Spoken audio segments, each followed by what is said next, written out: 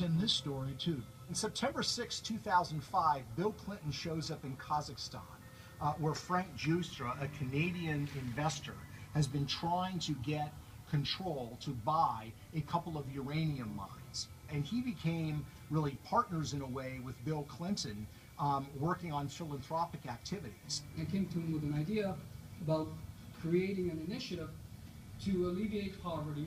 Furthermore, Philip Giustra has been involved in helping to facilitate speaking engagements for the Clintons. Philip Giustra and Bill Clinton were whisked to the presidential palace of President Nazarbayev in Kazakhstan.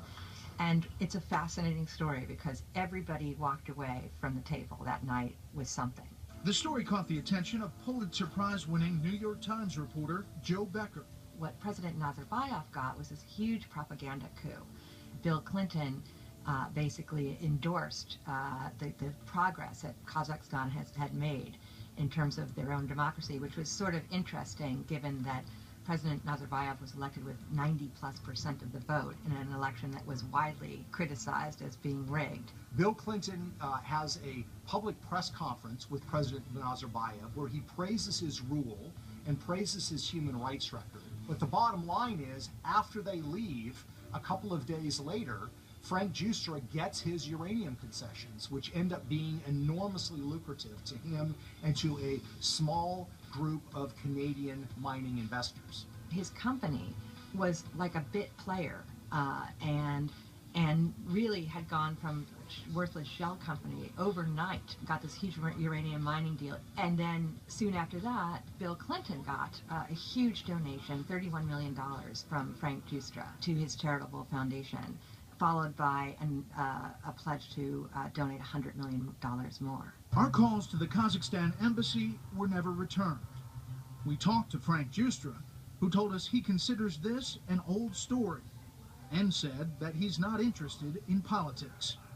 Meanwhile, his defenders insist that no undue influence was exerted in Kazakhstan because the deal did not require the Kazakh government's approval. The problem is there are corporate records that indicate very, very clearly that the Kazakh government did have to sign off and approve. And in fact, that's what we're looking at here. That's exactly. This is what we're looking at here, which is the amended Memorandum of Understanding that's dated September 15th, 2005, between the Ministry of Energy of the Republic of Kazakhstan and Kazatomprom, which is the atomic agency in Kazakh government. So there's no way that they can argue the Kazakh government was not a party to these negotiations. They were signatories to this agreement.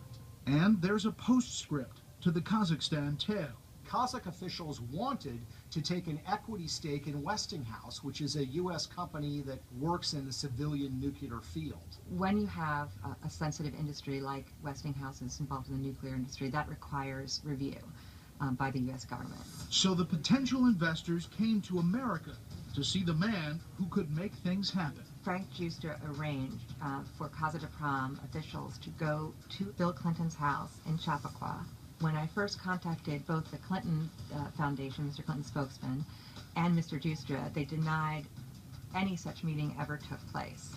And then when we told them, well, we'd already talked to the head of Kazatomprom, who not only told us all about the meeting, but actually has a picture of him and Bill at the home in Chappaqua, you know, and that he proudly displayed on his office wall, they then acknowledged that, yes, the meeting had taken place. So what happened to Giustra's company that benefited from that deal in Kazakhstan? After a merger, it became a uranium giant called Uranium One.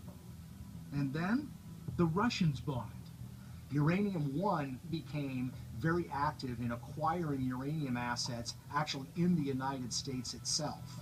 By 2008, 2009, they were a particularly attractive target for the Russian government. And the Russians acquired that target. They would acquire what would amount to 50% of projected uranium output by 2015. In other words, Russia now controls what was projected to be up to half of America's uranium. Now, does Secretary Clinton factor into this?